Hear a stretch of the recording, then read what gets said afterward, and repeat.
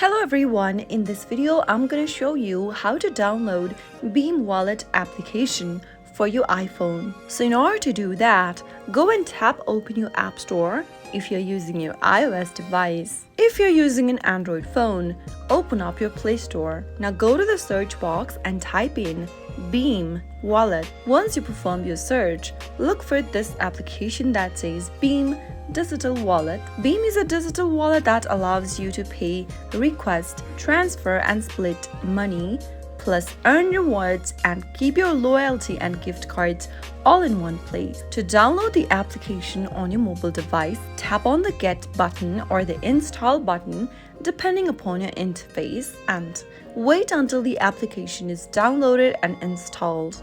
Once the application is downloaded and installed, you'll be able to open up the application right away on your preferred mobile devices and get started. That was how you can easily download Beem Wallet application for your iOS device. If you found the video to be helpful, go ahead and give us a thumbs up. Don't forget to subscribe to the channel by hitting the subscribe button. Press the notification bell so that you'll never miss another upcoming upload from us. I'll see you again with the next video. Goodbye till then.